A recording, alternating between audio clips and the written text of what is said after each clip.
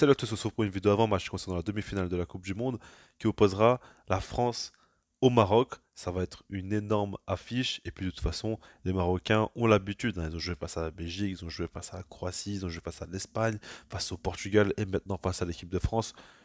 Enfin, les grosses équipes, ils connaissent et jusqu'à présent, ça leur réussit énormément. Donc là, la question qu'on se pose tous, c'est est-ce qu'ils vont continuer à encore créer des exploits et est-ce qu'ils vont finir par gagner la Coupe du Monde? Là maintenant la question se pose plus que jamais. Ils sont plus qu'à 2 matchs et quand tu vois tout ce qu'ils proposent sur le terrain, c'est très solide, c'est très sérieux et comme l'a dit Walid Regragui, c'est peut-être pas finalement tant un exploit que ça, c'est peut-être une norme et c'est peut-être le fruit de beaucoup de travail qui a été fait en amont. Maintenant, on va parler du Maroc déjà pour commencer et justement par rapport à eux, honnêtement, il me choque match après match. Parce qu'à chaque fois, hein, je le dis, face à l'Espagne, je l'ai dit, pour moi, je les voyais sortir. Face au Portugal, la même chose. Et puis maintenant, je prends un peu de recul, j'essaie un petit peu de comprendre mes erreurs. Et je me dis que cette équipe-là, aujourd'hui, il n'y a plus de côté rationnel. Je pense que ça, on peut l'oublier. À partir du moment où tu as des gars de deuxième division, tu as des gars qui jouent en Asie, au Qatar, tu as des gars qui jouent pas du tout au niveau, mais qui rentrent et qui te font des matchs de patron, c'est incompréhensible en fait. Je sais pas comment expliquer ça. Et puis surtout, l'aspect physique.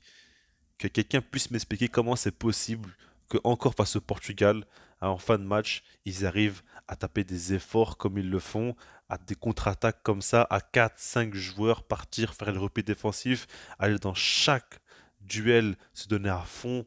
Enfin, ce qu'ils proposent, c'est monstrueux, c'est pas humain pour moi, c'est pas normal d'autant dépenser. Romain Saïs a joué en étant blessé face au Portugal. Rendez-vous compte de la dinguerie que c'est. Alors, c'est pas la première fois qu'un footballeur fait ça, mais quand il a joué, on n'a pas senti à un seul moment qu'il était affaibli ou quoi. On ne sent rien. Les gars, ils sont galvanisés, ils sont à 2000% quand ils jouent. Et ce qu'il faut se rendre compte, c'est que là, ce qu'ils peuvent faire, ça peut être historique. Alors, bien évidemment, ça l'est déjà. On n'oubliera jamais que le Maroc a été en demi-finale de Coupe du Monde. Mais ils sont à 2 matchs d'écrire l'histoire à jamais et ils seront jamais oubliés, tout simplement. Enfin, c'est complètement fou. Imaginez qu'ils gagnent la Coupe du Monde. Et ils savent très bien que là, il ne reste plus que 2 matchs et ils n'auront pas une autre fois l'occasion comme ça. En tout cas, tu penses pas que dans 4 ans, forcément, ils pourront rejouer la Coupe du Monde et encore aller aussi loin. C'est possible, on sait jamais avec eux. Tout est possible aujourd'hui. Mais ce que je veux dire par là, c'est que c'est maintenant qu'il faut le faire, il faut arrêter de réfléchir, il faut aller jusqu'au bout, et ça, ils le savent très très bien. Évidemment, leur qualité principale, c'est la défense, ça on le sait. Ils ont encaissé un seul but jusqu'à présent, et c'est un CSC. Pour vous dire, il n'y a aucune équipe qui a réussi à marquer face à eux, alors qu'ils ont joué que contre des grandes nations, comme je l'ai dit, c'est incroyable. Honnêtement, c'est incroyable. Maintenant, ce qu'il faut dire par rapport au Maroc, c'est les joueurs qui seront absents pour le match face à la France. Et là, c'est quand même très douloureux pour eux. Alors déjà, il y a Aguerd. Lui, il a déjà été absent face au Portugal. C'est quand même une grosse perte. On a vu qu'il a été remplacé et qu'au final, il n'y a pas eu de problème en défense. Ils n'ont pas encaissé de but et il n'a pas trop été mis en danger. Certes, il y a eu des grosses occasions, mais pas non plus que ça. Par contre, il y a aussi Mazraoui, qui lui aussi d'ailleurs n'a pas joué face au Portugal, mais il devrait encore être absent. Alors par rapport à Aguerd et Mazraoui, c'est pas encore officiel, mais c'est vraiment les tendances qui se dégagent. Donc on sait jamais avec eux, ils peuvent faire des miracles, ils peuvent quand même les faire jouer en temps blessé.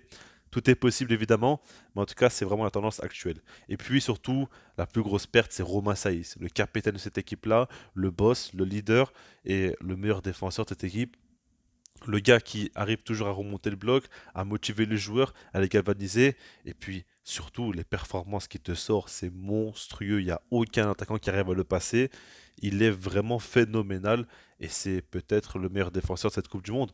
Je ne sais pas, j'ai pas encore vraiment réfléchi, mais en tout cas, il y a Gvardiol aussi qui fait des performances extraordinaires, mais Romain Saïs, c'est monstrueux. Le truc, c'est qu'ils perdent 3 défenseurs et ça fait quand même mal parce que tu peux en perdre un, tu peux en perdre deux, mais trois avec ton capitaine aussi, c'est beaucoup. Pour moi, c'est un peu trop, honnêtement, et il faudra voir comment ça se passer. Après, quand on voit que ces joueurs-là, quand ils sont remplacés par des joueurs qui, à la base, sont censés être beaucoup moins bons. Enfin, Mazraoui il joue au Bayern, on sait très bien, c'est un excellent joueur. Quand il est remplacé par d'autres joueurs, ou même à guerre ou qui que ce soit, on voit pas de différence en fait. Et ça prouve vraiment que cette équipe-là a un esprit de groupe monstrueux et que le mental est plus que jamais l'une de leurs plus grandes forces. Pour moi, c'est peut-être la plus grande force. On parle beaucoup de la défense, c'est vrai, c'est monstrueux, mais je pense que leur mental, leur cohésion de groupe, elle est vraiment extraordinaire, tout simplement, parce qu'on voit qu'ils y croient toujours jusqu'au bout et ils donnent tout jusqu'à la fin. Ils lâchent pas une seconde, il n'y a pas de relâchement en fait. Ça n'existe pas chez eux un relâchement. Il n'y a pas un moment donné où ils prennent un peu trop la confiance ou quoi. Alors que ce qu'ils font, c'est extraordinaire. Et ils auront toutes les raisons du monde de prendre un petit peu la confiance, ou en tout cas au moins un peu de se relâcher. Ils le font pas. C'est ça qui est dingue. Et bien quand tu vois Walid Regragui, qui, comme je l'avais dit, veut encore que ça continue, pour lui c'est pas fini, etc. C'est la mentalité qui est vraiment magnifique tout simplement. Et donc il faut en parler par rapport à ça. Maintenant, l'aspect physique des joueurs. À chaque fois, je me dis, mais comment ils vont faire? À chaque fois, je me demande si ils vont pas être cramés. Au final, on voit que non. Donc là, j'ai envie de me dire qu'ils vont être cramés pour le match face à la France. Mais quand tu vois tout ce qu'ils ont fait, tu te dis pourquoi pas encore un match de plus? Pourquoi même deux matchs de plus? On va passer maintenant à la France. Et de leur côté, j'avais fait une vidéo pour le match face à l'Angleterre. Et j'avais parlé un petit peu du fait est que c'est une équipe imbattable. Alors évidemment, aucune équipe est réellement imbattable. Mais ce que je veux dire par là, c'est que tu as ce sentiment-là quand tu le regardes. Parce que ils peuvent souffrir pendant un match, ils peuvent ne pas avoir la possession, ils peuvent l'avoir, ils peuvent vraiment s'adapter à tout type de situation. Mais dans tous les cas, la plupart du temps, ils finissent par s'en sortir et ils arrivent vraiment à tirer leur épingle du jeu. Il leur faut vraiment très très peu d'occasions pour marquer. On sait très bien, Mbappé, Giroud, ça met but sur but, c'est assez impressionnant. Griezmann fait une excellente Coupe du Monde.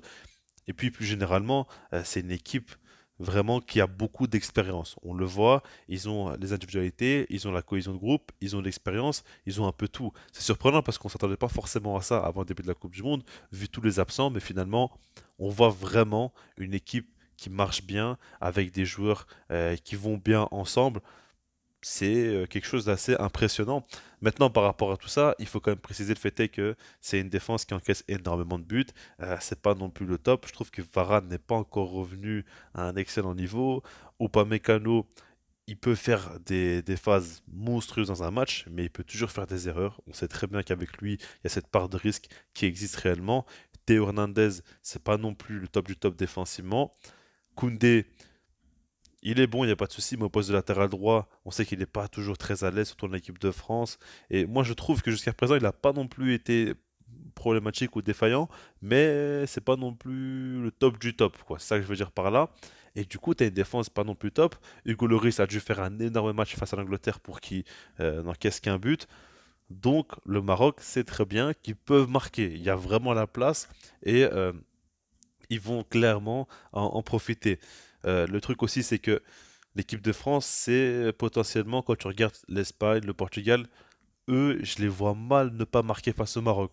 Je trouve quand même qu'offensivement, ils ont beaucoup d'arguments. T'as Giroud qui peut ne pas être dérangé par rapport au fait est que le Maroc joue en bloc bas. Lui, son jeu de tête est très impressionnant. T'as Mbappé qui peut à tout moment faire une grosse différence, provoquer un penalty ou quoi. Il y a le duel aussi avec Hakimi qui va être très très très important et ils se connaissent très bien. Le truc, c'est qu'on pense au duel Hakimi-Mbappé, mais il y a Théo Hernandez aussi derrière et puis il y a Dembélé de l'autre côté. Donc c'est pas non plus le seul danger. Et je pense que Mbappé, vu le match qu'il a fait face à l'Angleterre où il était assez timide, il aura à cœur vraiment de faire un gros match face au Maroc et de revenir un petit peu au devant de la scène. Ça va être intéressant à suivre, honnêtement. Et je vous cache pas que là, encore une fois, je me répète toujours, hein, mais je vois mal le Maroc passer. Honnêtement, je vois mal le Maroc passer. Alors, évidemment que c'est possible, évidemment qu'ils peuvent le faire. Mais là maintenant, honnêtement, avec tous les blessés qu'ils ont, avec le fait est que les joueurs ne sont pas à 100% physiquement, face à cette équipe de France qui je trouve pas non plus injouable, je dis imbattable, ok, mais je pense pas vraiment au sens figuré, clairement. Mais c'est quand même une équipe solide qui peut s'adapter à beaucoup de situations dans un match, comme je l'ai dit. Et pour moi, imaginons par exemple l'équipe de France commence le match en mettant une grosse pression, un gros pressing haut sur le terrain et essaie de marquer le plus vite possible. Est-ce que le Maroc pourra tenir longtemps comme ça? Je ne sais pas, sous une grosse pression des Français. J'ai du mal à l'imaginer. Je les vois clairement marquer et à partir du moment où le Maroc encaisse un but, il va falloir qu'il fasse encore plus d'efforts pour pouvoir revenir au score et passer devant. Et ça risque d'être compliqué à tenir. Il faudra voir si c'est un craquage ou non. Mais en tout cas, voilà. Moi, je vois encore une fois l'équipe de France, donc élimination du Maroc. C'est la troisième fois que je vous dis ça. Jusqu'à maintenant, ça n'a jamais été véridique. après cette Coupe du Monde est tellement folle, et puis surtout cette équipe marocaine est tellement impressionnante qu'elle peut tout faire, comme je le dis. Donc moi je ne serais pas choqué s'ils passent. C'est fini là, on peut plus être choqué, on a déjà été assez choqué avec eux. Donc voilà, je laisse là-dessus, et puis moi je vous dis peace.